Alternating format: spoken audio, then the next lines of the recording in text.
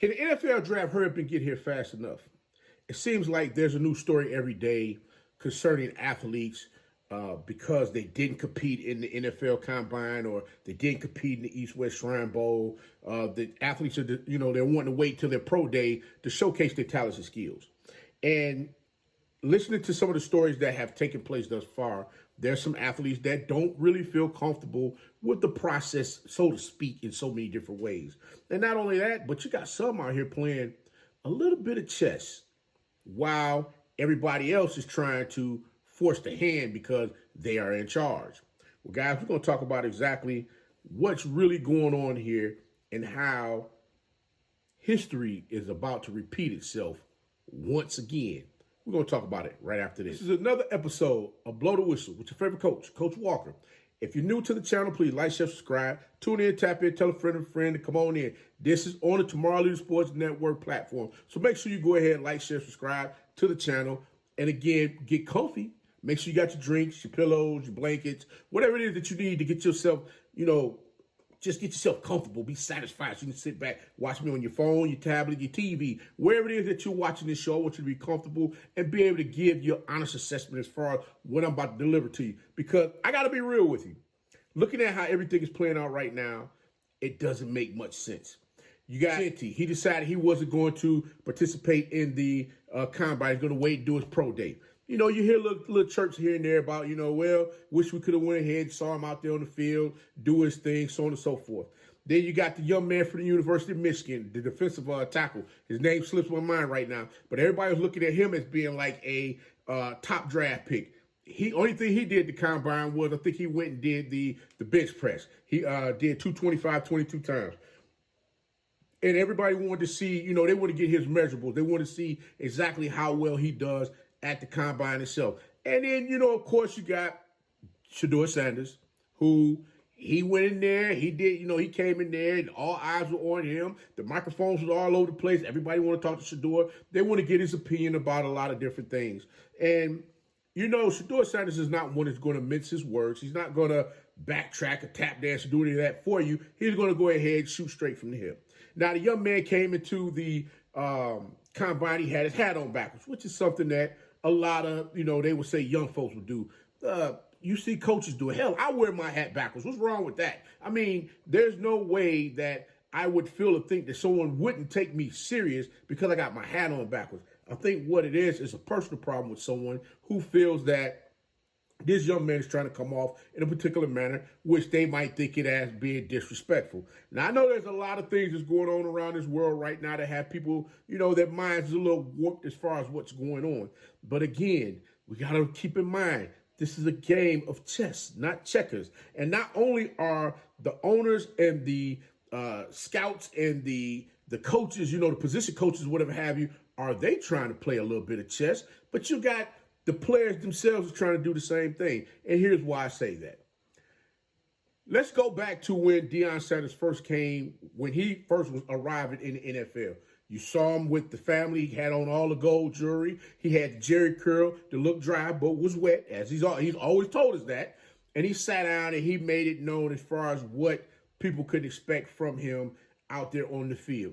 Yes, he let that primetime persona come out for the world to see so they know exactly what they're getting ready to get. They're getting to get a playmaker. They're going to get somebody who's going to come out there and do the daggone thing out there on the field where people's going to have to take him seriously as far as what he's going to do as far as that one side of the field of him getting out there and locking that thing down. Now, we fast forward. We got his son, Shedeur Sanders, quarterback, Colorado Buffaloes.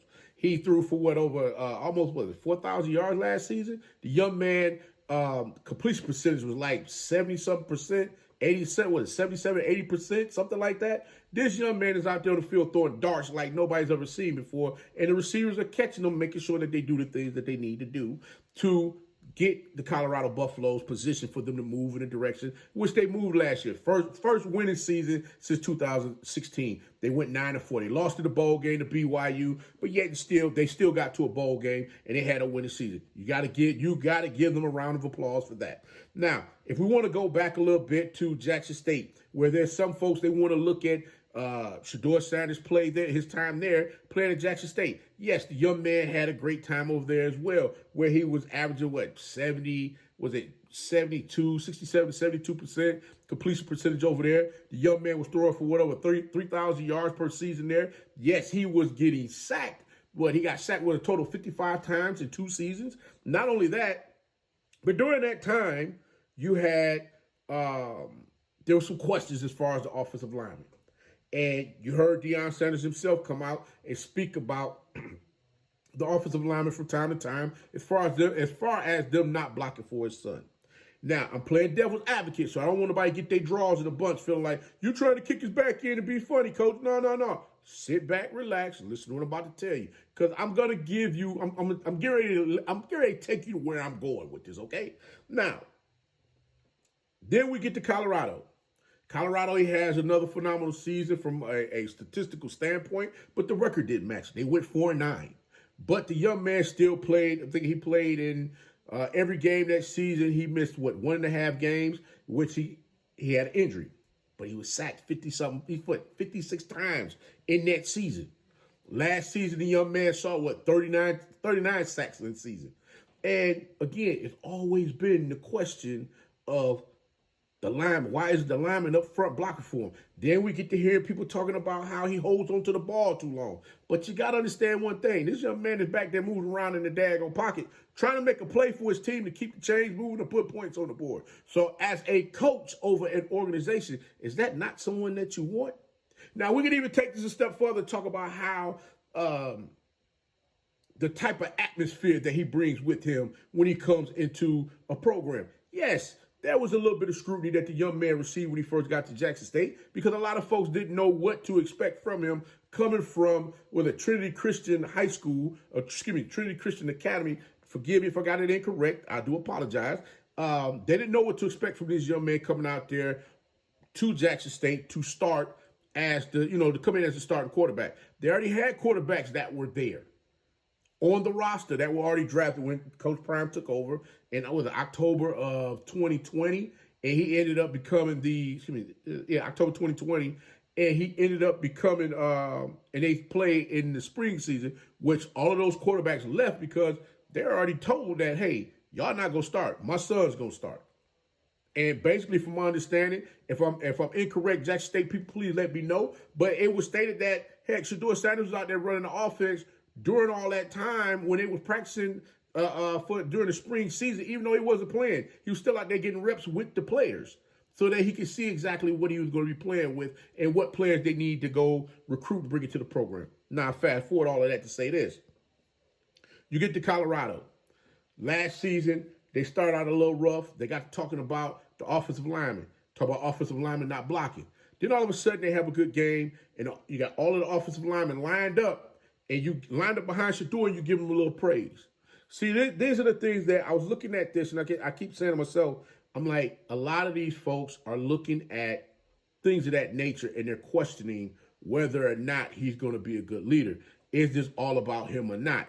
And not to mention, we can fast forward, we can even go to Coach Prime himself, where he said himself, he would love to have the opportunity to coach both of his sons. Not one, both of his sons. So that means if by chance he doesn't go this season, he doesn't leave Colorado and go coach in the NFL, he'll stay another season at Colorado. And then guess what? Whichever NFL team his son is already at or his sons are playing for, what are they going to do?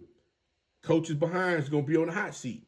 Regardless if you're behind, it's supposed to be on the hot seat or not. Regardless of the fact if you really needed the quarterback or not, if this young man is not given the opportunity to get out there and showcase his talents. Now, this goes back to everyone that has been talking about how great of an athlete Shedeur Sanders is from mass media. I'm not going to sit here and say that the young man can't play the game. I refuse to do that. Looking at this young man's stats, it's telling that this man can get out here and ball. However, that one ingredient Shedeur Sanders have that no other athlete has in the NFL. What is that? His dad being the head football coach. When your dad's the head football coach, he can make the necessary decisions as far as athletes being out there on the field playing based on them doing their job, or better yet, if by chance, and I'm not saying Shedeur has done this, I don't think he is that type of kid, the type of young man to even pull a stunt like this. But to say, you know what, hey, Pop, I don't like this dude. You know, this guy, he really can't block. Get his ass up out of here. Give me somebody else that can get in here and do the daggone job.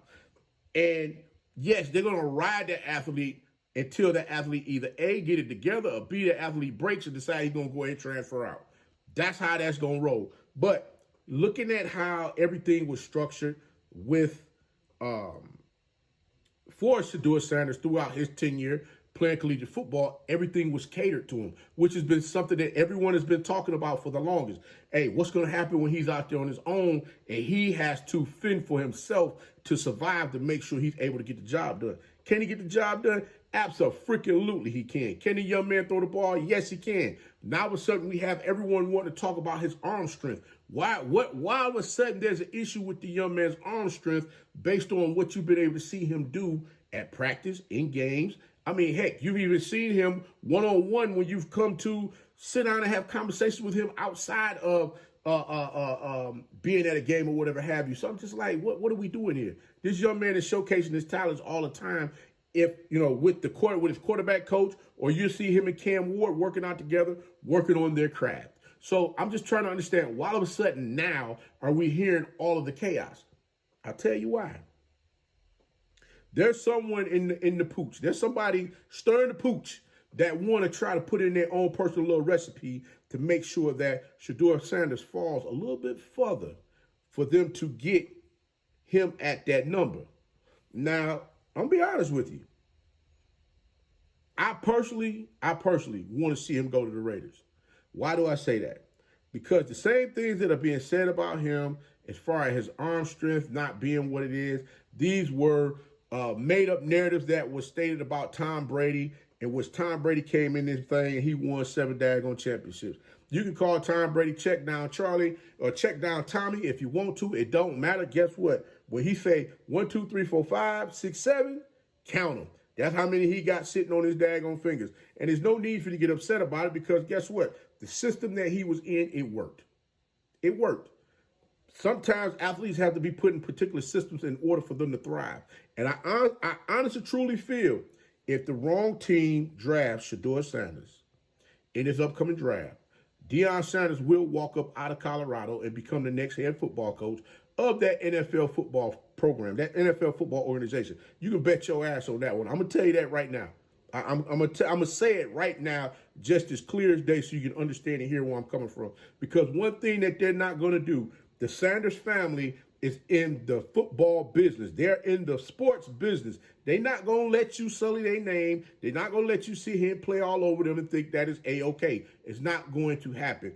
Deion Sanders has made it known forever and a day. He did 14 years in the NFL. And he's a Hall of Famer. Not to mention, played in the championship game in 2 different daggone sports. Excuse me. He played in the playoffs and then played in the World Series the same daggone day. So this man is going to stand on business when it comes to who's wearing his name, who got his last name across the back of their daggone shoulder pads in the NFL. So y'all better understand real fast. He ain't playing checkers, he's playing chess. And hopefully Shedeur falls into the lap of the team that best fits the needs that they fits him, and that's going to allow him to do what he needs to do. Now, lastly, Shedeur talked about him coming in, changing the culture. I mean, he got everybody doing perfect timing in this legendary business.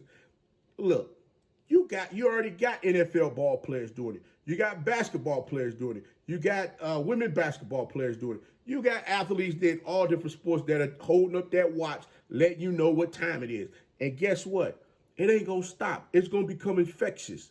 And for people to want to get upset and talk about his arrogance, about how he's out there on the field, took his helmet off and he took his helmet off during the game and got an unsportsmanlike penalty, or, talking smack before the game. Guys, y'all talk about the kid that wanted to talk trash to him in the quarterback over Colorado State that wanted to talk trash to him about how they needed was that follow the Instagram follows or however the heck he put it in order to help them beat Colorado State because they felt that they should have lost to them in 2003. Well, Colorado State couldn't get the job done in 2023, and they damn sure ain't get it done in 2024. So now, what are we talking about?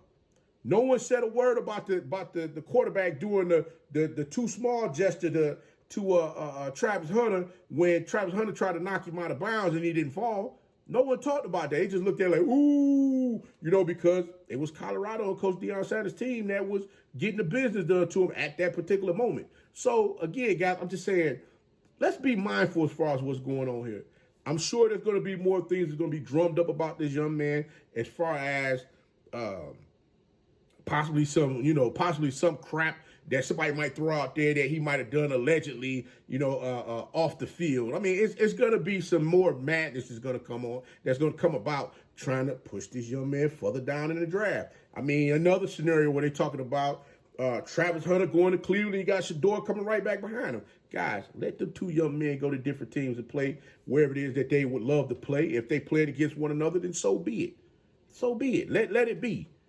But, I mean, I understand everybody wants to put their particular scenario together to make it look like there's how something could work. I honestly feel if Shedeur Sanders is going to take this journey into the NFL, let him walk the mile by himself because he's more than capable of doing it. He's more than capable of doing it. He don't need daddy hovering over his back. And that's another thing that everybody is afraid of. He get to the NFL, he get to a team, the team is not built in the manner which it need be for him to be successful, and he out there taking a beating on the field, especially with them offensive linemen not blocking. Guess who's going to start talking? Coach Prime. Y'all know it's coming. You know it's coming. So, again, when I say coaches behind's going to be on the hot seat, get ready because your ass going to be cooking. Yes, it is. And when you start, what's that smell? Your ass, that's what it is. Burning, because you on the hot seat, you're going to get up out of here. So all I'm simply saying is, these owners need to understand you want athletes to come into your program that's looking to come in and win. They're looking to do phenomenal things to keep the fans and everyone engaged as far as what's going on. Put some money back into the program and quit building programs just well enough for the fans to be entertained. The fans want to see a winner. They don't want to just be entertained. They want to see the team win something. I ain't talking about a couple of games. They want to see them win some playoffs, win a Super Bowl, win something. Hey, win at jacks, man. I mean, get the ball out, put the jacks out there on the floor. Somebody win at hopscotch or something. Do something. Damn, I mean, there's too many teams out here that's built based on them, structure. They're structured for them to win maybe 3 or 4 games, or they might win 4 games and then win a 5th game the next year. And they be like, oh, we getting there. And then you go back down and win 2 games again. You're not really there. It's just a mirage. And the owners have the nerve to want to up the ticket prices because they want to make more money. Come on, guys, think about what we're doing here. So get ready for all the chaos to ensue because it's going to happen. It's going to happen. But, guys, that's my take on all this. I wish Shedeur Sanders the best of luck. Wherever it is that he lands, I kind of feel bad for him catching all his flack, but it comes with the territory because this is what they want to do to try to, pin these kids, pin these young men however they can for them to slide up and down in the draft, hoping somebody else doesn't pick them up, and they're there for them to grab them at the number that they are available to make their pick. So wherever he lands, congratulations to you. Wish you the best. But, guys, Coach going to go ahead and get up on out this thing. This is another episode of Blow the Whistle with your coach. This is another episode of Blow the Whistle with your favorite coach, Coach Walker, on the Tomorrow League Sports Network platform. But, guys, I'm going to go ahead and get up on out this thing. But like I always say, be the one and lead.